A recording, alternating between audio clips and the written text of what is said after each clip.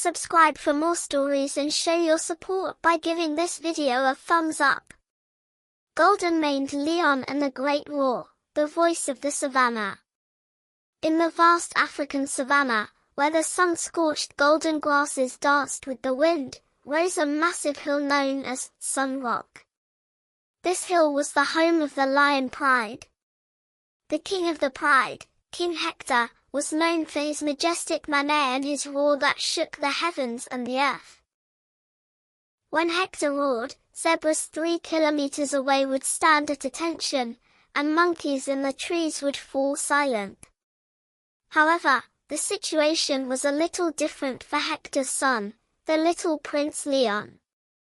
Leon had paws slightly larger than his peers, a fluffy mane that was already beginning to show, and magnificent amber eyes. From the outside, he looked like a perfect candidate for a king. But when he opened his mouth... When Leon opened his mouth, the sound that came out was not a lion's roar, but rather sounded like the sneeze of a cat with a furball in its throat. Meek. Yes, that was exactly the sound. No matter how hard he tried, no matter how much he inflated his lungs, instead of that glorious roar, a thin and shrill squeak would come out. This situation made Leon very sad. How could a lion become king if he couldn't roar? One morning, King Hector took Leon to the very edge of Sun Rock to train him. The entire savanna lay beneath their feet. "Listen, my son," said Hector, his voice deep as thunder. "Roaring is not just about making noise. Roaring means, I am here, I protect my family, I am not afraid.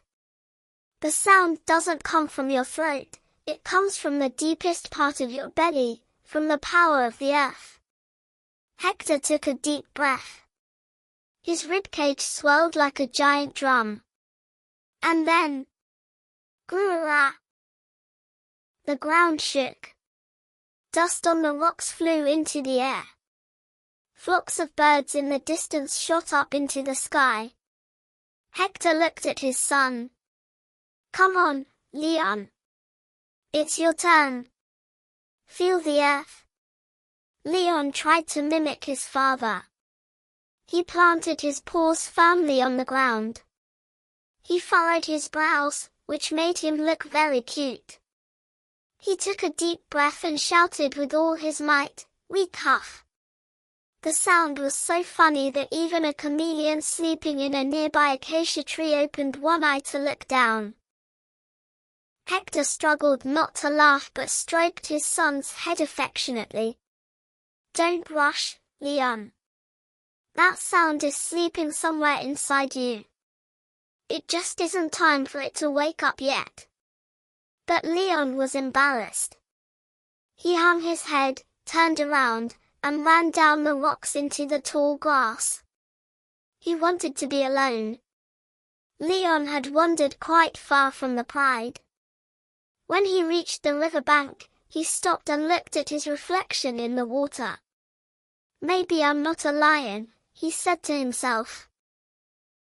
"Maybe I'm just a very large squirrel." Just then, a strange sound came from the river.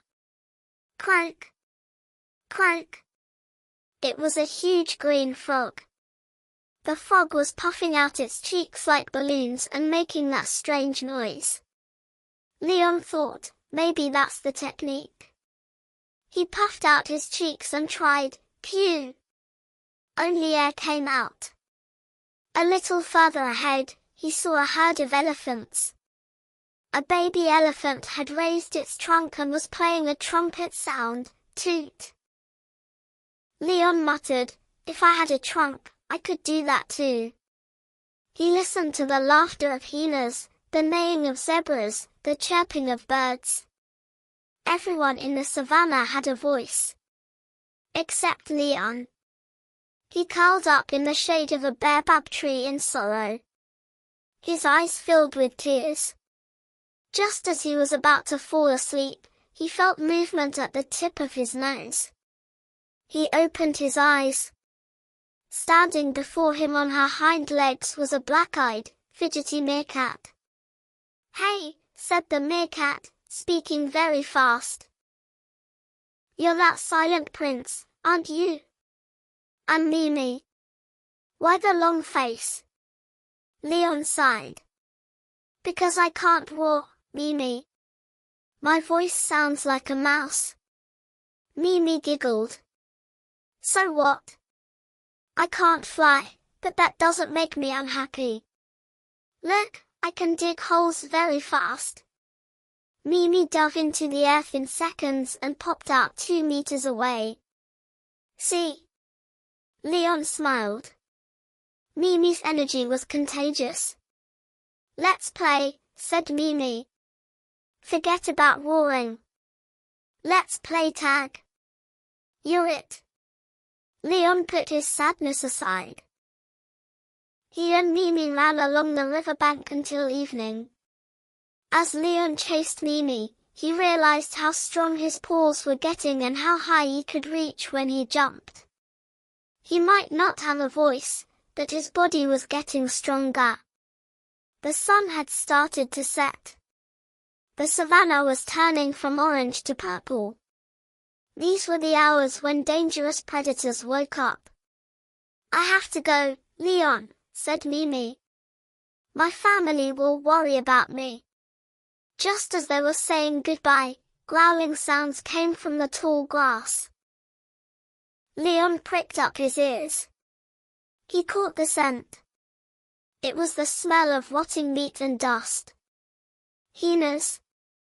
3 hyenas crept out from the bushes slyly.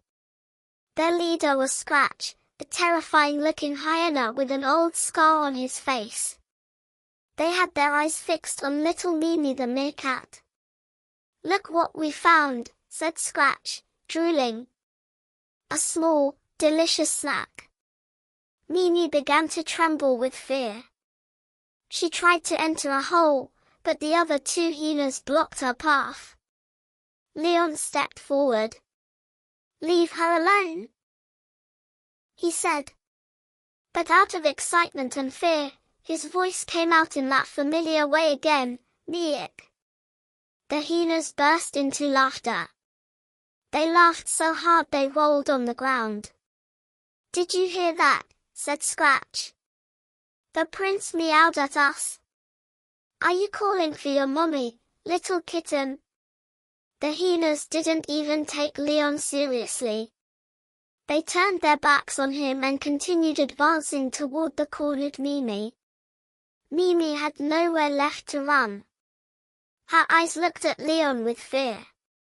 "Leon, help!" squealed Mimi. In that moment, something happened inside Leon. It was something he had never felt before. It wasn't shame. It wasn't sadness. It was pure anger. His friend's fear had dropped a spark into Leon's heart. That spark grew, and turned into a fire. The thought of the hyenas hurting Mimi made Leon's fur stand on end. He remembered his father's words, "The sound doesn't come from your throat, it comes from the deepest part of your belly." Leon wasn't trying to roar anymore.